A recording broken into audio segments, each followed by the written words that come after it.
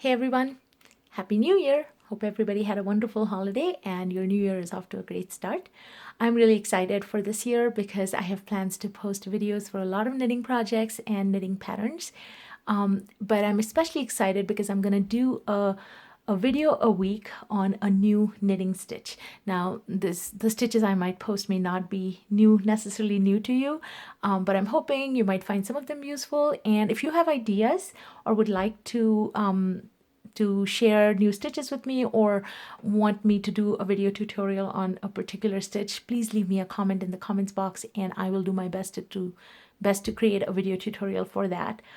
So my first stitch in the weekly video knitting stitch library project is the bamboo stitch. So I actually love this stitch because it provides a fabric that's really flat, it doesn't curl, and it's a great pattern to try for lots of different projects, but I think it particularly works well for dishcloths or washcloths, or even just placemats, just because the way the fabric lays, and it gives you these nice little ridges on one side, and then on the wrong side of the fabric, it doesn't look too bad on the wrong side either.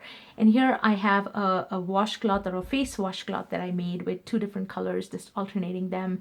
And this is just 100% cotton, peaches and cream yarn, I think is the one I use here. So I've provided the pattern for the washcloth below, but I will demonstrate how to do the bamboo stitch, and you can try it either for the same washcloth or you can try it for anything else really. I really like this pattern. And one other point I wanted to show you was that if you've done Tunisian crochet, then you'll notice that this piece here that I have, this little small yellow swatch that I have, is actually a piece that I did with Tunisian crochet. And Tunisian crochet does tend to curl up like this when you're working. In fact, when you're actually doing the work, it'll be curled up like this, and then once you block it, it'll flatten out. But what I wanted to show you was, note how in Tunisian crochet you get the same kind of ridges, but they're vertical. But if I flip this piece, then the bamboo stitch looks almost identical to how Tunisian crochet looks. And so if you want to get the look of Tunisian crochet, but you want to do it with knitting, then bamboo stitch is the way to go. And then one last point, because the bamboo stitch, and the same applies for Tunisian crochet as well, because it gives you these nice little squares with like 4 holes on either side. Let me show those to you. So like here, here, here, here. For those of you who are cross stitch fans like me, I like to cross stitch as well. This is a great pattern to then add in some cross stitch decoration if you want to, because it almost then is a giant cross stitch fabric. I haven't done any of that work here, but just an option for you to consider if you try this pattern for maybe a blanket or even just a kitchen towel or something like that. A little bit of embroidery might look nice. Okay, so let's get started. I have provided the pattern for the bamboo stitch itself in the pattern down below, or in the description field below. You can access the description field by clicking on the little drop down arrow. It's like a little triangle just right below the video, and that should pull up the description field.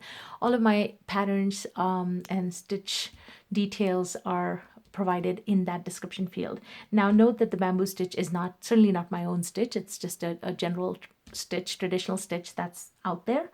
And I've also written this up in a cheat sheet here. So if for some reason you're not able to look at it in the description field, maybe you can freeze frame it and just look at my chicken scratch here. Maybe I'll have these printed in the remaining videos, but I have it here as well. So the bamboo stitch is actually knit over an even number of stitches, and it's just a 2-row repeat. So all you're doing is row 1 and row 2, and you're just repeating that over and over. And the best part is the second row is just a purl all the way across. So the main part of the pattern really just comes in that first row. So I would put this pattern at a beginner level, even though there's one little small tiny twisty part in that first row, it's really not that bad at all. So even if you're someone who's brand new to knitting or has just started knitting, you can certainly try this pattern, and I don't think it should be challenging at all. Now the pattern I'm going to demonstrate and that I've provided here as well as in the description field below is for knitting a piece in the flat just a flat piece. If you want to do this pattern in something that you're knitting with a circular needle, I've also provided the modification down in the description field. It's really not that different. You're just omitting the end knit stitches. But anyway, let's get started with the bamboo stitch. So because it's cast on an even number of stitches, I have here for this demonstration 14 stitches that I've cast on using the long tail cast on. You certainly don't have to use the long tail cast on. Any cast on will work for this stitch. If you want a refresher on the long tail cast on, I've provided a link to that video down in the description field as well. Now the pattern will tell you that for the first row, you're gonna knit one. And I'm using size 9 double pointed needles here. You don't need double pointed needles. It's just for this demonstration, just because they're shorter needles. It's easier for me. So you knit the first stitch, then you bring the yarn over, then you knit the next 2 stitches. I'm just going to get this tail out of the way. You knit the next 2 stitches, and then you take this yarn, the yarn that we had overed, or this extra loop that formed because of that yarn over, you're going to take your left needle, insert it into that loop, and you're going to pull it over these 2 stitches that you just knit. So to do that, I like to kind of use my index finger, the index finger of my right hand, to hold on to them and pull that yarn over. And that just makes sure that the stitches kind of stay put and that these 2 stitches don't come off with that yarn over. Let's see that again. So this is now you're just repeating from this point on. You're doing a yarn over or a yarn forward, and then knit 1. And that's what gives you that loop, the one we're going to pick up later. Knit 2 and insert into that 3rd loop from the top on the right needle. Hold and pull. Okay. Yarn over, knit 1, knit 2, insert and pull over. Yarn over, knit 1, knit 2, insert and pull over. Now what happens if, as you're pulling over, you forgot to hold on to those stitches, or you just accidentally, you started to do the yarn over and the stitches came off like that? Don't worry about it.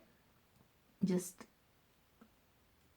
take off any additional stitches and then just slowly pull on the yarn, and you'll notice that the stitches are still right there.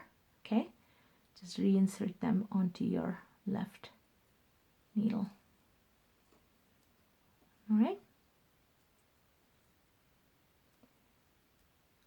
twist that. Okay, yarn over, knit 1, knit 2, pass it over, yarn over, knit 1, knit 2, pass it over, and yarn over, knit 1, knit 2. So you'll keep doing this all the way to the end of your row until you have 1 stitch left. And when you get to that stitch, you're just going to knit it. And that was row 1. Okay, and then you can see how it's giving you those lines, or that ridge, those ridges. Then you turn your work. For row 2, all you're doing is a purl across.